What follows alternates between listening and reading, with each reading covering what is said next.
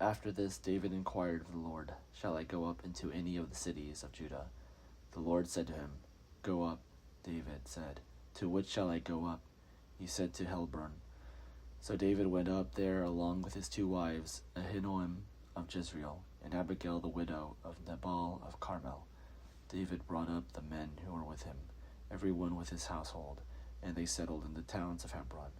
Then the people of Judah came, and they anointed David king over the house of Judah.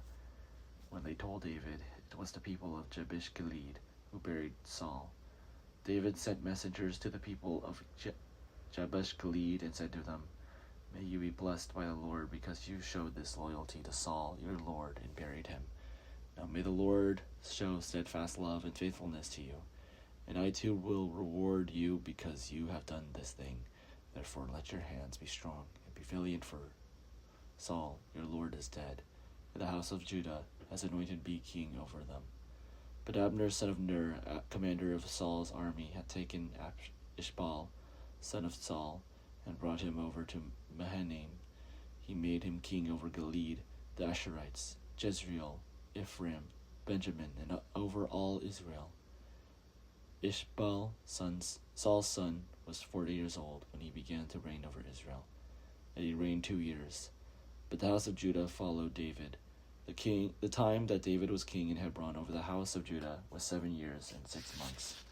Abner, son of Ner, and the servants of Ashbaal, son of Saul, went out from Mahanaim to the Gibeon.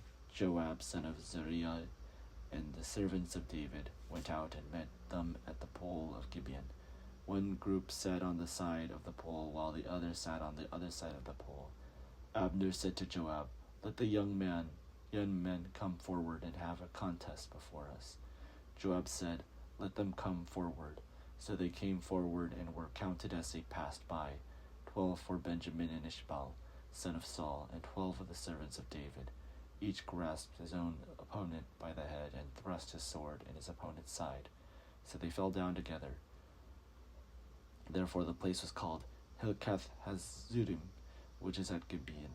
The battle was very fierce that day, and Abner and the men of Israel were beaten by the servants of David. The 3 sons of Zeruiah was there, Joab, Abishai, Ashal. Now Ashal was as swift of foot as a wild gazelle. Ashal pursued Abner, turning neither to the right nor to the left as he followed him. Then Abner looked back and said, "Is it you, Ashal?" He answered, "Yes, it is." Abner said to him, "Turn to your right or to your left and seize one of the young men and take his spoil." But Ashal would not turn away from following him. Abner said again to Ashal, "Turn away from following me. Why should I strike you to the ground?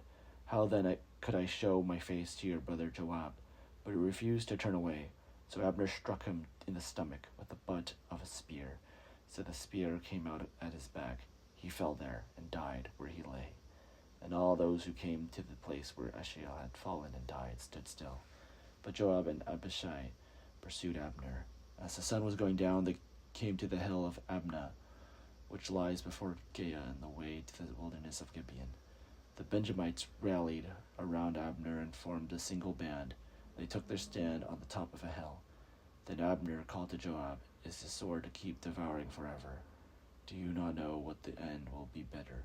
How long will it be before you order your people to turn from the pursuit of their kinsmen?" Joab said, "As God lives, if you had not spoken, the people would not have continued to pursue their kinsmen, not stopping until morning." Joab sounded the trumpet, and all the people stopped. They no longer pursued Israel or engaged in battle any further. Abner and his men traveled all that night through the Arabah. They crossed the Jordan, and marching the whole forenoon, they came to Mahanaim. Joab returned from the pursuit of Abner, and when he had gathered all the people together, they were missing of David's servant 19 men besides Ashal. The servants of David had killed of Benjamin 360 of Abner's men. They took up Ashal and buried him in the tomb of his father, which was at Bethlehem. Joab and his men marched all night, and the day broke upon them at Hebron.